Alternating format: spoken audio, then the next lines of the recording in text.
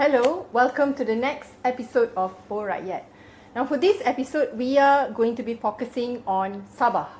And so whenever we talk about issues that cropped up, right, concerning, say, policies about education, about citizenship, about parliament representation, tax, inevitably, when it comes to Sabah, the topic of Malaysia Agreement 1963 would come up. And so that is what we're going to be talking a little bit more today with our special guests.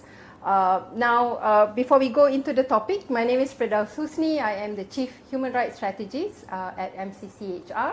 And with me, Azad Akbar Khan, a lawyer. And of course, we have our special guest. Now, just to share with you, our special guest today, Yong Yit Jee, is actually the guy who first introduced me to this particular topic, the topic of MA63. We had a deep discussion on representation and how the various states were represented in Parliament, and of course the topic of MA63 naturally came up. So, G, before we dive into the topic, perhaps if you'd like to just give a little bit of an introduction of yourself. Ken, sure. Hi everyone.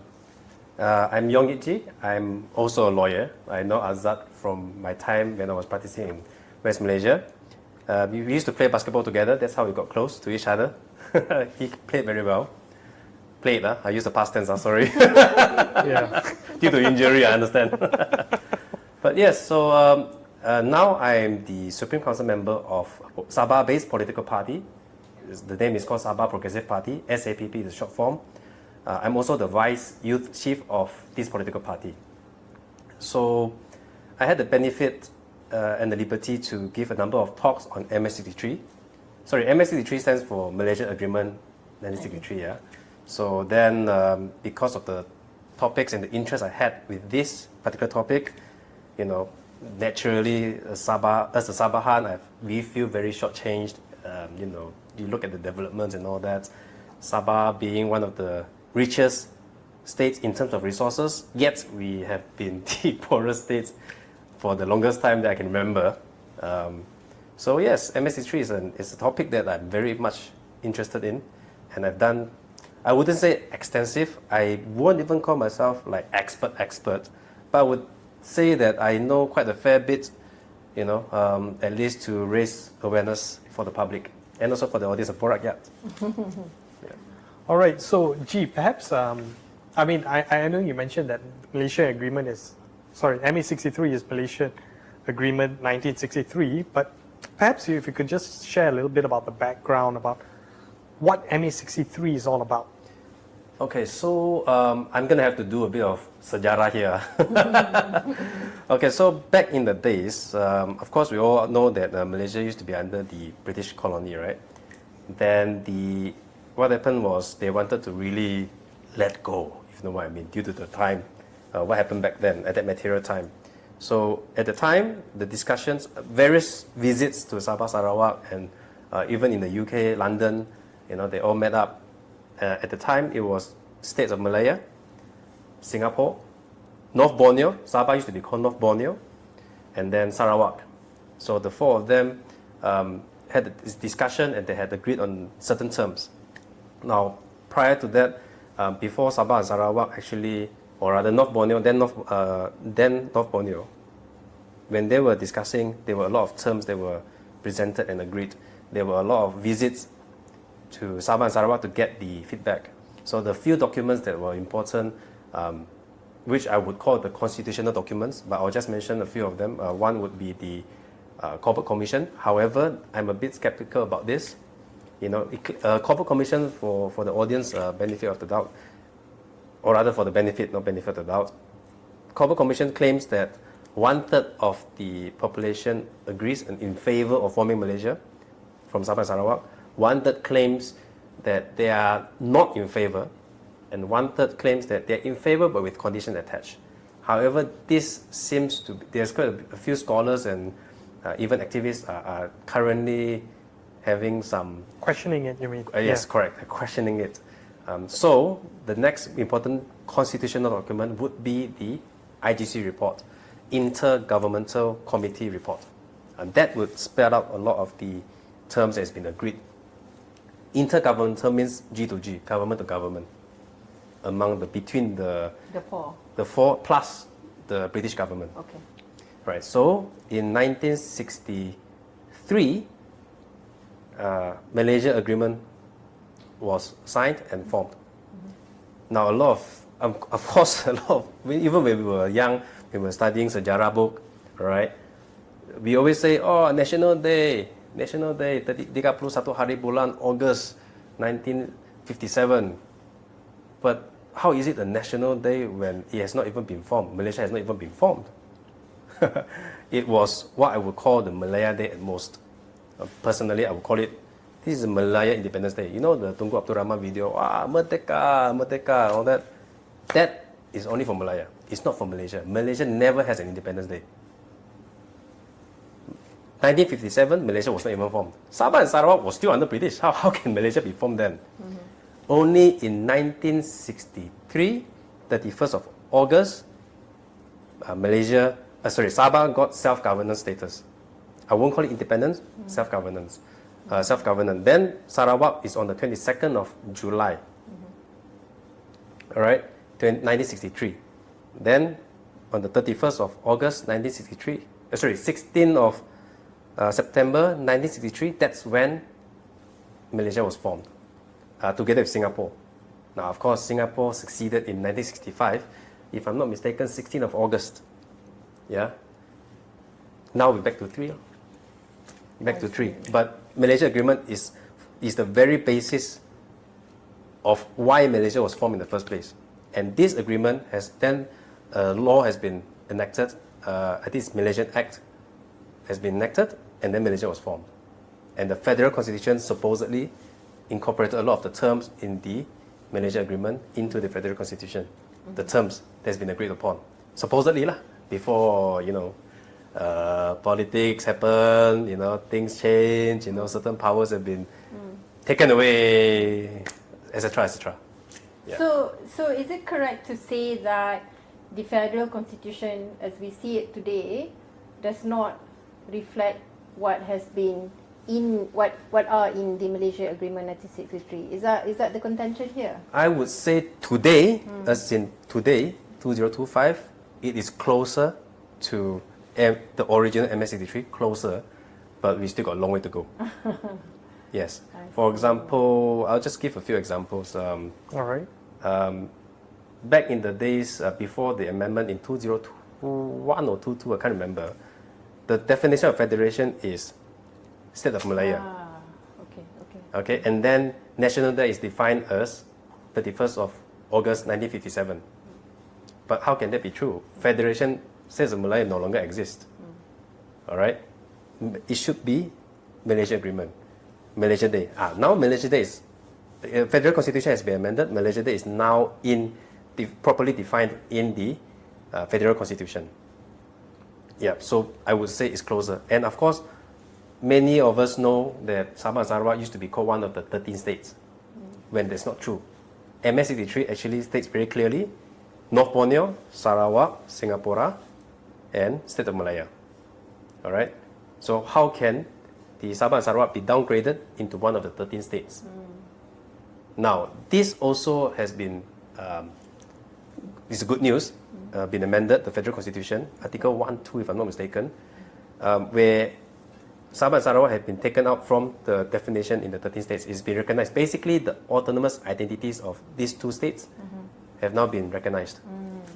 So in a way, I would say it's clearer and moving closer to MA63, but still got a long way to go. Yeah. All right. Speaking of the the changes that you say have made the Federal Constitution closer to MA63. So my question then is, what's left? What are Sabahans and Sarawakians asking for to better reflect MA63? I can't say for Sarawakians because they are a lot more advanced than the Sabahans in terms of fighting for their rights under MA63.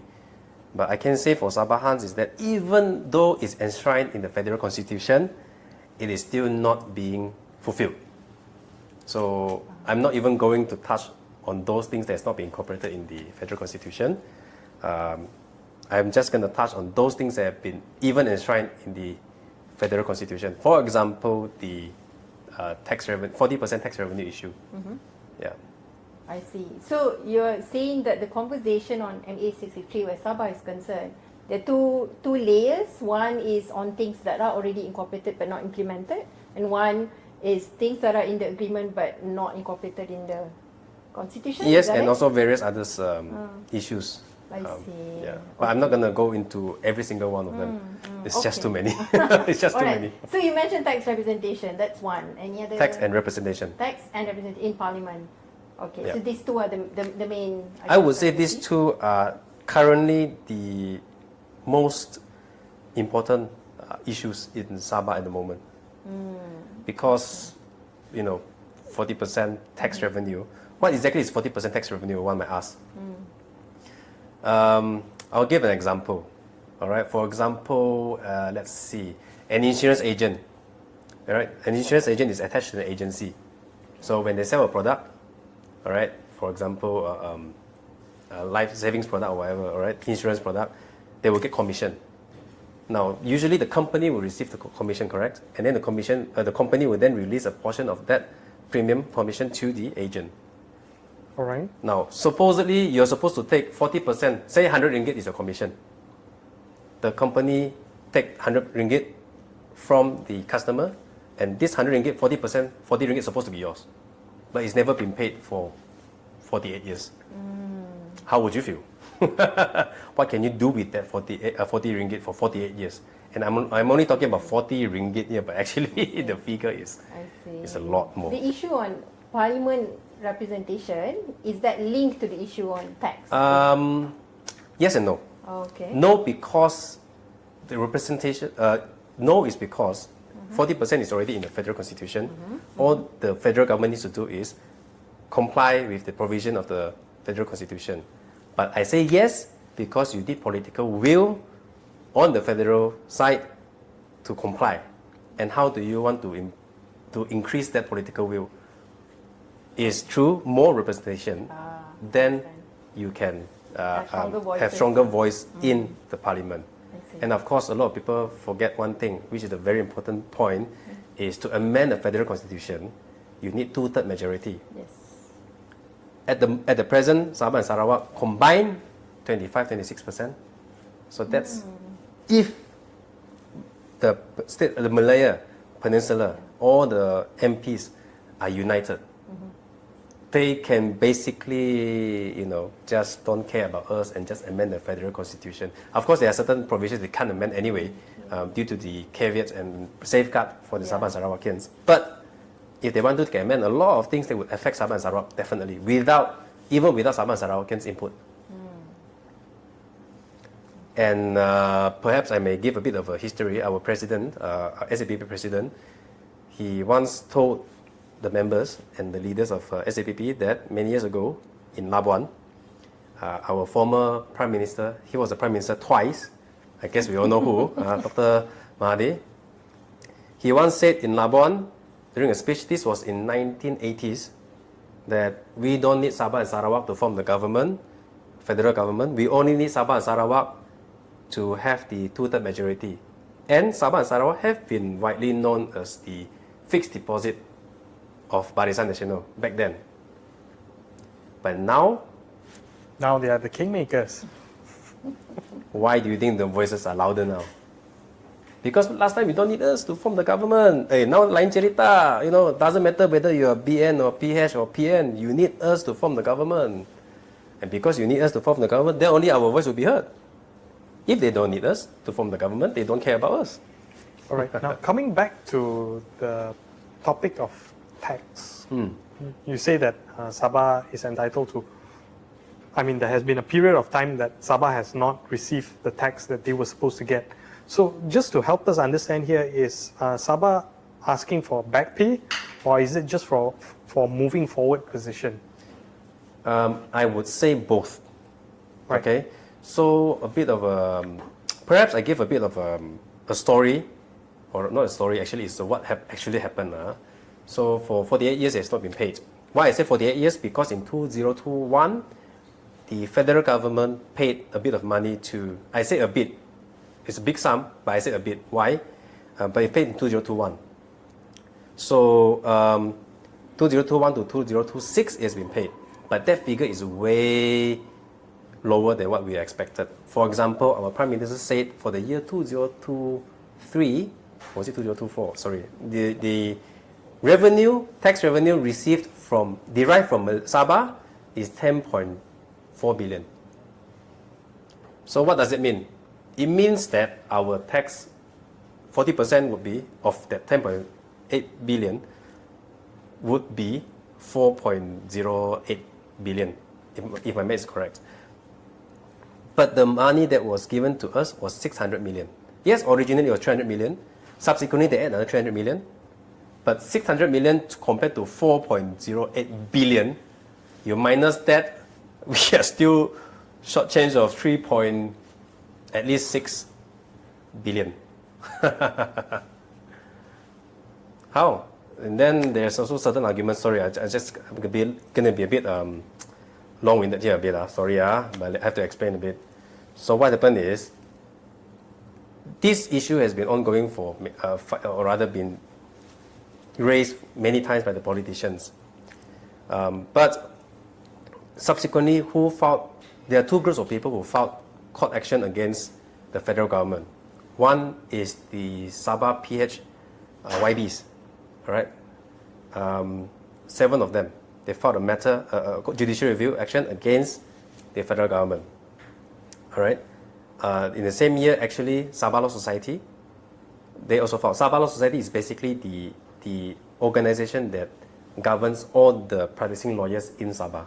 So they're the Bar Council of Sabah. Correct. But Bar Council is for Peninsula. Correct. AAS is for Sarawak, and then SLS is for Sabah. So Sabah Law Society filed a court action, judicial review against the federal government. Now, I've issued a few statements about this. SLS filed an action. You know, judicial review, I understand that the borak has an episode on judicial review. So you understand that. One. Correct. So you have to first file a leave application to commence the judicial review. Yeah. So in this leave application, wow, huge,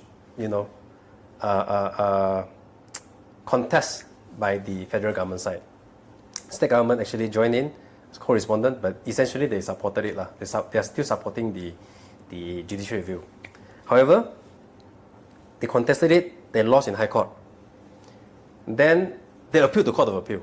Then I issued a statement saying, if you are sincere in promising to give us, fulfill MA63, you want to give us back the 40%, why you want to appeal? It's just leave stage.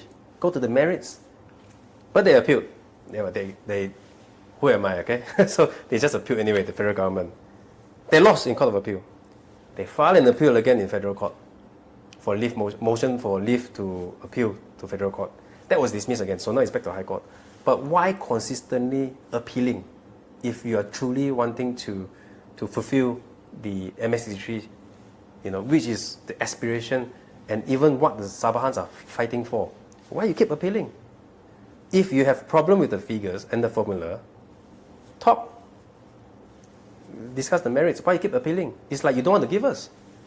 If you can recall, maybe from the court papers, what is the position of the government in federal government? Appealing? Yes. They are using a lot of the technical points, which I don't want to go into details. Okay.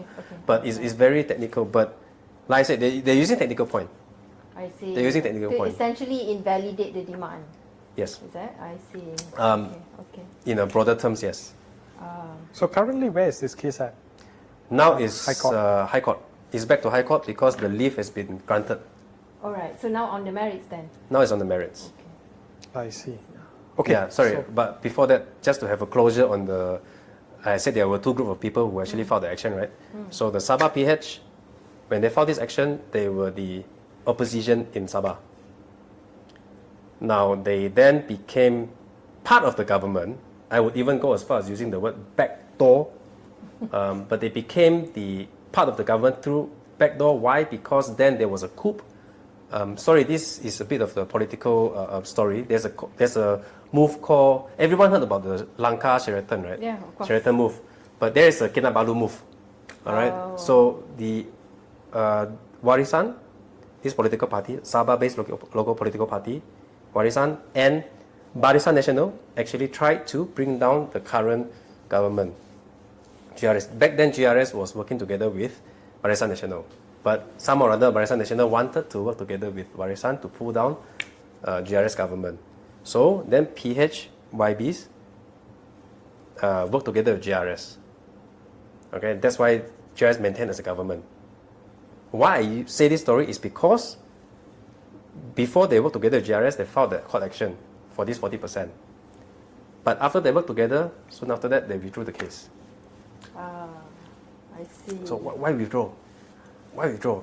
Is it because when you're suing your big boss, or sorry, I shouldn't use the word big boss, but your prime minister is also the chairman of Pakatan Harapan. It was the chairman or president, but basically the number one guy in Pakatan Harapan. Then on the other hand, you're suing your own people. So is that because why you're doing it, or is it because they actually try to explain that they are negotiating? But we all know, we are lawyers, we all know if you want to force them to really push them and pressure them to negotiate with you, you need something to push them. If not, they're just delaying. Yeah. It's just delaying tactic, if you ask me. Yeah. And we see no progress from there. Progress, I see. Well, okay, thank you for the Yeah, backstory. sorry, it's a bit long story, but no worries to also understand. I think it's clear from that explanation that you shared that it's more than letter of the agreement. It's also the backstory of what's going on, and because I'm pretty sure those who there are people who have been seeing MA63 but have no idea why it crops up again and again, and why it's always in the politicians, among the politicians. Why are they keep talking about it? Yeah. And so if they don't understand this, then they wouldn't know the context. Perhaps it's easier to say this. The reason why it keeps cropping up is because a lot of the wrongs have been done. A lot of the rights have not been fulfilled. Therefore, now the politicians, at least those who are truly wanting to fight for the rights under MA63, they are trying to right the wrong. Okay. They are trying to rectify the mistakes Yeah. that have been done over the years. Yeah. Yeah, that's why it keeps popping up. I see. When we talk about rights, one other issue that would also be talked about and be juxtaposed against the MA63 is the religious freedom, where Sabah is concerned. Do you want to share a bit more about that? Well, actually, freedom of religion in Sabah, for us, it's never been too much of an issue. Of course, there's a lot of issue about the apostasy, wanting to convert out of Islam, and all that. Those are also issues. I'm not saying there's none. There is, but comparatively speaking, compared to the West Malaysia counterparts, our brothers from West Malaysia, we are more in a much more better place. Because I myself, for example, I'm a Buddhist. My father is a Buddhist. I have an uncle who's a pastor. All right, I have an uncle who's an ustaz. All Yongs. So, and this is from a Chinese. Yeah. There's also a lot of natives, a lot of friends where they are native Christian married to a Chinese Muslim. And then they also have relatives who are Christian. They also have relatives who are Buddhism. You even have natives who practice Buddhism in Sabah. It's very common. And this is only the main religion. What about the native gods? So it is very different. And I tell you, the moment I go into the issue about the marriage, that's also another Pandora box. Of course, there's issue about, for example, say you're a Muslim, I'm a non-Muslim, okay, we want to get married. Oh, by the way, assuming I'm a girl, yeah? I'm not saying assuming I'm a girl, right? And we are a couple, we want to get married. You're Muslim, I'm not Muslim. Of course, there's also an issue whereby I'm native and you're native. We go and get register our marriage in JPN. There's also an issue where the officer say, oh, tidak boleh, you are Muslim, you're not Muslim, you cannot register. But, of course, this is where I want to say, if you are native, I'm native, we can actually get married in native court in Sabah. Native under the definition of Sabah law, yeah? So if we can get registered in the native court, JPN by right have no right to refuse to register our marriage, just because one of us is not Muslim. Why? Because we are married under in the native court, under the native law. My faith is not my blood. My blood is not my faith. We are blood by natives. I'm not a native, by the way, I'm a Chinese. But I'm saying, if I'm a native, that's what's going to happen. So if JPN stops you from doing it, you can sue them. Why? Because they are supposed to be an administrative body. They have no right to determine what faith you profess. So that's one of the examples. So you can challenge the law. And in Sabah, generally speaking, there are some officers like that, but we are still a bit on the brighter side compared to West Malaysia. Is religion a point of contention when it comes to MA63, or that's not much of an issue? Not that prominent, I would say, in Sabah, because it's just the way of life in Sabah. We are just very chill like that. Chilek je, you know. What's the problem? You drink lah. I don't drink lah. What's the problem? You makan pork, you eat lah. You know, I don't want to eat. It's okay. All right. Yeah. So let's come back to perhaps the most interesting topic when it comes to MA63. Well, at least in my view, representation. All right. Now, I think there have been discussions amongst the various political parties, various organizations in Sabah as well. They talk about representation in Parliament, and of course how MA63, how their representation as envisioned in MA63 is not currently reflected in the seats we have in Parliament. So maybe, G, if you don't mind me calling you that. Sure. Yeah. So G, perhaps could you share a little bit of background on this particular issue?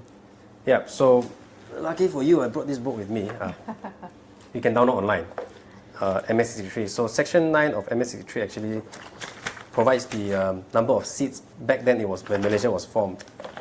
So I'm not going to read out verbatim, but basically back in the days, MA63 actually says 104 Member of Parliament from the state of Malaya, 60 members from Sabah, 24 from Sarawak, 15 from Singapore. Section 9.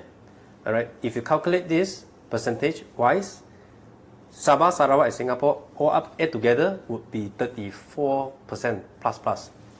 And states of Malaya would have 65%, 65.41% if I'm not mistaken. So why this has become an issue? Because like I said, Singapore succeeded from Malaysia when? 1965, correct? But the 15th Member of Parliament seats from Singapore is not gone to Sabah Sarawak, but it's gone to West Malaysia. So what does it mean? It means that there will be more percentage in for the Malaya, states of Malaya. Sabah Sarawak maintain 1624, or rather the percentage is maintained. So then clearly we will be less than 1/3. It's just like in a company Sendirian Berhad. Originally the shareholders you are 65%, all right, the rest of us is 35%. Or one of the shareholders say he wants to give up. There's supposed to be an agreement saying that if you give up, we have the first option to purchase your shares. Tetapi bila you give up, tiba-tiba masuk you punya share pula. You beli them your shares. Was it because there is no agreement governing what's going to happen if one person were to leave? You see, that's the thing. Here says very clear that this is the number of seats allocated. And this is, when it was formed, I have not the liberty to look at the Hansard and all that on this particular issue when it was absorbed into West Malaysia. But I would say this is one of the major wrongs that need to be rectified now, need to be right now. Okay, but a counterpoint to the view that this particular, or rather the seats that were held by Singapore should be absorbed by Sabah and Sarawak, I suppose the counterpoint would be that if the 15 seats are lost and vacated, and so long as you keep to the existing portion without considering the Singapore seats, right, wouldn't that essentially be what happened? Wouldn't that be a fair model? I would politely disagree. Okay, because, yes, MA63 only states the number of seats, but what is the intention of the division of seats. the division of seats back then among the parties that signed the agreement? All right, they need to safeguard a lot of the interests. Yeah. As what we all know in the MA63 and even some of them in the federal constitution. Maybe I give an example first before I go into answer your question. Is a lot of the West Malaysians, even now, when you guys travel to Sabah and Sarawak, you will have 90 days permit. Yeah. A lot of people say, hey, kami satu Malaysia ma, we all Malaysia, why should we, having this permit? Oh, it's like I'm in a different country. Yes and no, because yes, in fact, you are in a different country because Sabah, then North Borneo, Sarawak, and West State of Malaya, we are essentially three different entities. Because of the historical development and how Malaysia was formed in the first place, that's how it is. It's just like in the UK, Wales, and Scotland, and the United Kingdom, basically. Yep. Right? And the British. It's very different, just like us. It's like that. So there's really no point in querying it because that's how it is. Just like lawyers, I'm sure if you have some lawyers in your audience, they will also say, when I was here, also a lot of them asked, even you asked me this question before, wow, you Sabahan can come to West Malaysia to practice, but how come we cannot practice there? I said, look at Article 161 of Federal Constitution. It's provided for is to safeguard Sabah and Sarawak. That's how it is. It's different entity. That's why we have three different jurisdictions: High Court of Malaya, High Court of Sabah and Sarawak. All right, and that's why you have three different lawyer associations governing the lawyers practicing in each of these entity. Now back to your question. It would not be a fair model because the moment you do that, the Malaya would have 72%, more than 65%. And the moment you do that, the Malaya would have two-third majority. And with that, federal constitution can be amended whereby some of the provisions that's supposed to safeguard Sabah and Sarawak's interests can be amended the moment all of the MPs from Malaya unite. That would be a problem. So that would not be a fair model. I would argue the fair model is the entire seats of Singapore should be distributed among Sabah and Sarawak. Then only you can maintain the power, the balance, as originally intended by our forefathers when they signed this MA63. I see. But this particular position doesn't quite jive with the one man, one vote principle, right? So, because what you would have is that Sabah and Sarawak would have an outsized voting power in a sense, where a Sabahan vote will count more than a peninsular voter, just by virtue of the fact of how, the population is. So, how do you reconcile these two views against each other? Perhaps I give a context first. Like I said, Malaysia was formed between four different entities, four parties. One succeeded, one left in 1965. So now there are three different entities, three different groups. Like I said, you can even say three different countries. Of course, the population increased in West Malaysia because it's a lot more developed. To survive, a lot of the, even my friends, even I myself, I used to practice in KL. Why? More opportunities here. The GDP is better here. GDP is a gross domestic product. Basically, the economy is better here. But forget about all that. Why? Because Sabah, Sarawak, and Malaya, three different groupings. You should not look at population as Malaysia as a whole. You should look at population on each entity. Sabah is this population. This is the number of seats you're supposed to get. Sarawak is this population. Doesn't matter. This is the seats you're supposed to get. And Malaya, your seats should be like that. Why? Because this is the percentage. We are three different groups, or rather groupings, I would say. It's just three different groups become one partnership. But don't impose your population on me because you sorry, I started to get a bit aggressive, but you basically breached the agreement, and why should we pay for your breach? Because if this is, of course, speculative, but if maybe if the entire terms of the MA63 has been fulfilled, maybe Sabah and Sarawak can be very well off, and maybe we have a lot more population. Look at Singapore. Singapore resources definitely cannot compete with Sabah and Sarawak. Sorry, Sabah alone, they cannot compete, resources-wise. But why they can flourish? Why can't Sabah flourish? Why can't Sarawak flourish? I also attended a talk recently by Tan Sri Tommy Thomas, our former AG. He also explained a bit on the history of the Malaysia. But what I like, he said about is this. Malaysia has always been centralization towards the HQ, which is the Putrajaya, the federal government side. Now it's decentralizing a bit by bit. The shifting of powers. The power was centralized in the HQ. Now it's being divulged into, it's being dispersed into Sabah and Sarawak.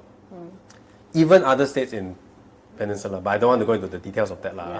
But even in, perhaps I can say a few, like Johor, for example. Yeah, so, but this is the trend. So back to the population one man, one vote policy, you simply cannot apply that across the board. You just need to put in 3 different groupings. Then only it would be fair. I would say even, I would say it's a fair proposition. If you separate into 3 and 65% is Malaya. The rest, Sabah, Sarawak. We just distribute among ourselves according to the proportion. Whether or not it can be done before the next GE, I'm not sure. But our member of parliament from Sarawak, Fadila, he said that it's probably not possible to implement it before the GE 16. 16, right? Yeah. Sorry, I just want to be sure. So, I think if we were to talk about federalism in Malaysia, that's like a whole episode on its own, isn't it? Because the whole, and I think you're right, when we talk about federalism, the ongoing conversation now is the trend to move to decentralizing powers from not just concentrated in Putrajaya, the federal government. And it's a unique conversation when it comes to Malaysia because of MA63, exactly because of MA63. And so when we talk about representation in Parliament, that is one. And of course, it also goes back to autonomy. Autonomy that was promised to Sabah, to Sarawak, when they agree to then together form Malaysia. So when we talk about autonomy, other than we've talked about representation, we talk about taxation, what are the issues out there when we talk about autonomy? Maybe I just say the struggles that, some of the struggles that SAPP are fighting for. Okay. All right, these 2 are the main ones. Of course, we are also fighting for Borneanization. It is actually part of the MA63. Means what? Means in the civil service, mostly should be from Sabahans. Okay. I mean, I'm sure we have a lot of friends who are in civil service where they were sent to Sabah, they were sent to Sarawak, especially Sabah also. Teachers from West Malaysia, judges from West Malaysia. Yeah. But then you are depriving the Sabahans from working in their own place. I understand that you need to transfer for various factors, right? But when the majority of the civil service is not from Sabah, when they do their work, are they putting Sabahans or Sabah rights in their interest in their mind or not? Is that the priority or not? It's a bit hard for you to fight for other people's place, isn't it? I would argue. Yeah. Borneanization is one. The next one, I would argue Sabah IC. Why I say Sabah IC? Yes. A lot of people, perhaps the viewers don't know, is if you're a Sabahan, the middle number in the IC would be 12 or 49. Ah. All right? Okay. But that alone does not mean you are Sabahan. That just means that's a place of birth. Like 30 is Sarawak. On the bottom right of your IC, when they have an H, that means, if you have an H, that means you are Sabahan. Okay. But who has the right to give you that status H? It's supposed to be the Sabah state government. The problem is, we also had Project IC. You remember the card game that we played last time, Politico? You know, there's a card that says Project IC. There's actually a set here. We can play that after this. Yeah, maybe you can show the viewer later, edit it and show it. Project IC. It means they give IC to people who are not supposed to be Yeah.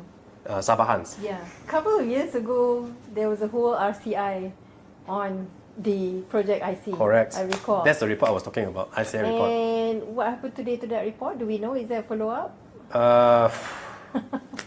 No follow-up, but there were concrete and solid evidence.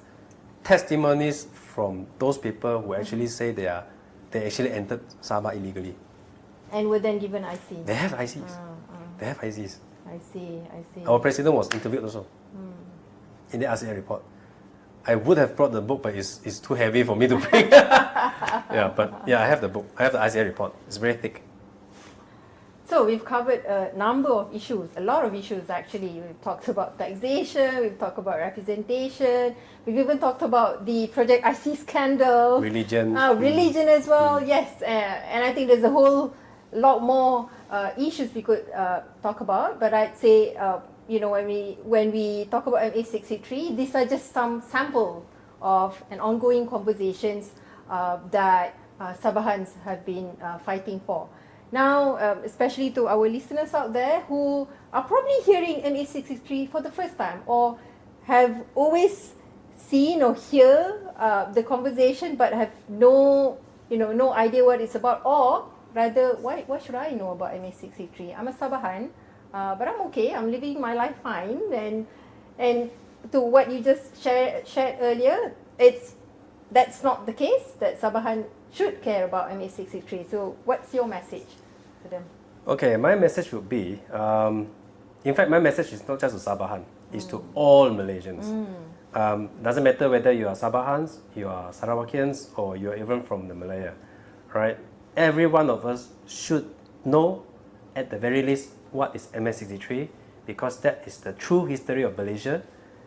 That is what it means being a true Malaysian. Respect MA63, Malaysia Agreement 1963, because that is actually what transpired, and that's what made you and me and the two of us here Malaysians. Why?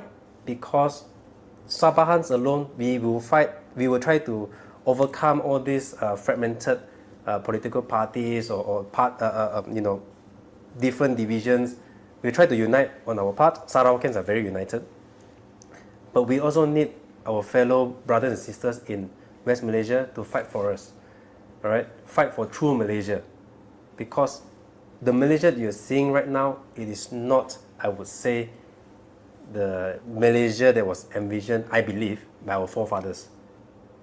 Fight together. I believe you and I and all of us, especially the youth, all of us are the future and the pillars of Malaysia. We should fight together. 加油.